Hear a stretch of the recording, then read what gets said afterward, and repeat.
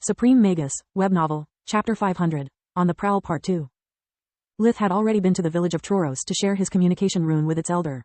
Crossing the couple hundred of kilometers which separated it from Makosh with warp steps only took him a handful of seconds. Lith appeared inside an isolated alley while people all around the village were screaming and begging for help. Their prayers didn't stop the warg's fangs nor their claws. A dozen wargs were pillaging the food supplies while several others were feasting on those who had attempted to stop them and the passers-by who had not fled from the scene fast enough. The starving monster's aim had only been the stored meat, but the first drops of human blood spilled during the initial assault had sent them into a feeding frenzy. Wargs were predators, whereas the squishy humans were just food after all. Much to Solus's dismay, aside from cloaking his presence with darkness magic, Lith did nothing. He held the magical tracker and watched the green gemstones at its corners lighting up one after the other. The device needed time to lock onto the signal emitted by the abomination fragments inside the wargs' bodies.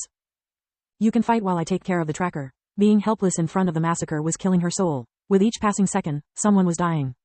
Then what? The wargs would split up again and fly away. If the warriors left to fight me commit suicide before the link is established, we'll go back to square one and the next time even the army might not be able to stop them.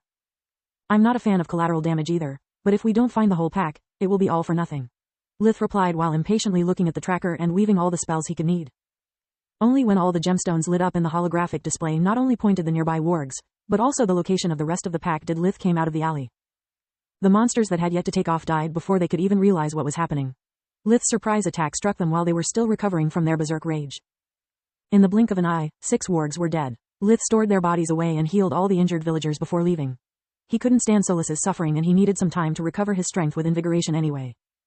Warping there so fast would have left a fake mage with little mana left.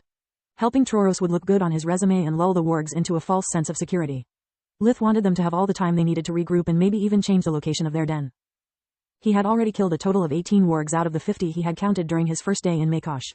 Even if a few more had been born during the last 2 days, they would still be cubs. His plan was to wait for them to settle down and strike at them while their mind and bodies were lethargic from the feast that they would soon have. Just as he predicted, his first ambush had made them cautious. The pack moved as soon as the last warg carrying the supplies arrived, flying for hundreds of kilometers before stopping. Only then did Lith left Troros. He was back to his peak condition and was certain that by the time he arrived, every warg would be too busy stuffing their muzzles to notice his presence. Once again, they had chosen the base of a small hill to build their den with earth magic. Lith checked his surroundings with life vision and the terrain with the array detection spell before landing. This time, several arrays were in place. Fuck me sideways, they didn't waste a single second. Their mastery of magic is progressing so fast that I wouldn't believe it if I wasn't seeing it with my own eyes. Could it be that the one behind the mutated monsters is an awakened?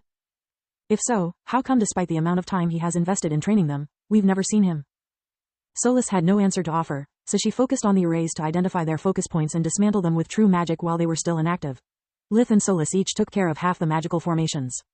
After checking the underground maze with life vision, Lith decided to place an anti-air array right above the den. He had no time to waste searching for all the possible exit points, so he made it impossible to fly away. It was supposed to take the fleeing wargs by surprise and give him enough time to catch up with them in case something went wrong. By my maker, Lith, we must hurry. The shock in Solus' voice gave him a bad feeling about the mission. She hadn't lost her cool even when they had faced Scarlet the Scorpicore. He followed the ever-changing tunnels to the huge cave located several dozens of meters underground as Solus kept watch on their surroundings with mana sense. When we were outside, some of them must have awakened or something.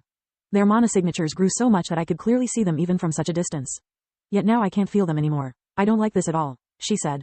Lith focused on moving fast without losing his breathing rhythm. Whatever was going to happen, he wanted to be at his peak condition, and disabling so many arrays without alerting their maker had taken a toll on him. Solus was already in her gauntlet form and both of them had woven their best spells. If the enemy now had both quality and quantity on their side, the only advantages Lith and Solus had left were speed and battle experience.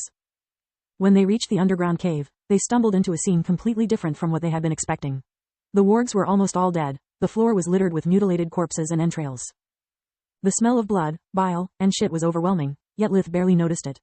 The tight-knit warg pack seemed to be fighting among themselves, with many grey wargs fighting and losing against a few black wargs as they tried to defend pregnant females and cubs.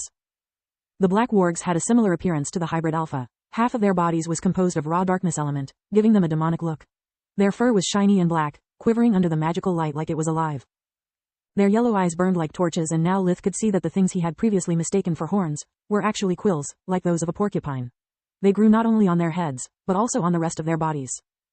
Each one of the black wargs had at least 2 tails. Their own plus 1 or more foxtails comprised of pure energy. What the fuck? That's no internal strife, it's a battle royal. Lith realized as the black wargs also fought among themselves. The winner would assimilate all the black matter from the loser, whose corpse would then revert to a normal wargs. Everything happened in just a few seconds, while Lith's and Solis's minds were processing the events taking place in front of them.